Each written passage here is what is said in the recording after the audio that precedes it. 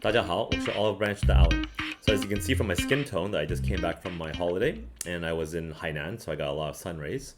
But today's topic is related to that, as in we've been drinking a lot on vacation, enjoying ourselves. Maybe we had some drinks or beers on the beach, and now we're trying to understand why having beer will impact your fat accumulation or not. Let's dive into the details to find out a bit more.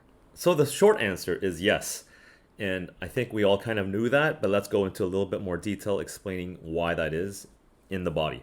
So, first off the bat, I think we all know that drinking alcohol in excess is bad for our long term health, and it actually does make us fatter.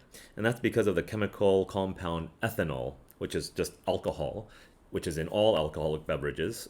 It does get processed in the liver, and the byproduct is fat molecules. It gets converted to fat almost immediately, and then you have to store it, and that's why people who drink a lot, they do get fat, especially in their liver, because that's where the fat droplets end up, is stuck in the liver. Now, aside from just producing fat from just drinking alcohol, is the fact that when you're processing fat, when you're metabolizing fat, when you're burning fat, your liver is the main manufacturing plant for doing that. That's the organ for doing that. And when you drink, it's preoccupied. The priority for the liver now is to process the ethanol, because ethanol is a toxin. It's poisonous to the body, and so it has to deal with it first, which means that any fat burning that you were previously doing from a good diet and exercise, your liver now has to shut that off and focus on dealing with the alcohol. And lastly, ethanol does affect men more in terms of lowering the testosterone level. So that's an important male sex hormone that really helps to burn fat. So if you're losing that hormone because you're drinking excessively, then you're losing your chances of burning fat as well. Now, going into beer specifically, it's not just the alcohol content in beer that's making you fat, but it's because it's lower in percentages, you will actually end up drinking more.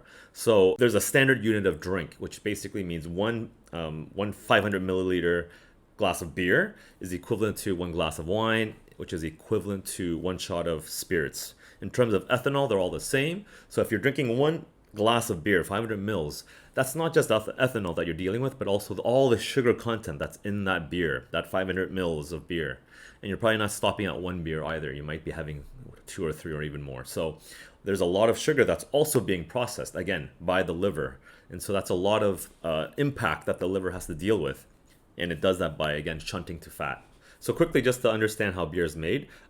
First, it's made from grains, usually barley, wheat, or rye, and they dry up the grains first. They bake it, they dry it, and then they crack it open so that more flavor can be released.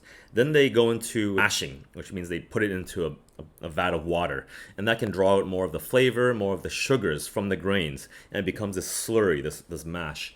And then after that, that's when they add in the hops from the hops plant, and then the flour in it is what gives the beer its unique flavor, especially in IPA beers. And then they lastly add the brewer's yeast, which is yeast that ferments the sugar content in the grain to become alcoholic. So these are the four stages, and then they bottle it. Okay. Now, what you need to understand is that when they add the hops into it, it's the hops that contain large amounts of phytoestrogen that needs to be a concern, because that raises your estrogen level, and with more estrogen actually comes more fat retention. So this is typically why women who have higher estrogen levels than men typically have more body fat than men as well.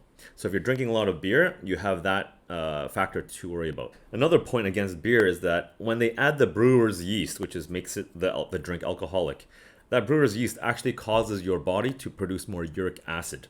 And this has been shown in the studies, which you can see in the links I've attached. And that uric acid level actually makes you accumulate even more fat through the AMPD pathway. Final point, guys, is that when you're drinking beer, it actually makes you want to eat more. So that's why there's beer nuts or beer snacks or bar snacks. It's because there's something about eating salty foods along with drinking beer that actually feels really good. And by doing that, you're actually overeating and you're actually going to be causing more fat gain. So that's it, guys. It does seem like drinking beer is counterproductive if your goal is to lose fat. But of course, it's the dose that determines the poison, meaning how much of it that you take in will determine how bad it is for you and, of course, your condition. Whether you're really fit already, you have a lot of muscle content, then you can deal with it better. Or if you're not very active and all you do is drink beer all day, then it's probably going to be doing you a lot more damage. And no, it's really, really relaxing to have a beer on a hot summer day. But just keep these points in mind, especially if your goal is to lose fat. Then hopefully this knowledge will help empower you and make better decisions. So that's it. Please leave any questions or comments below, and I'll see you next time.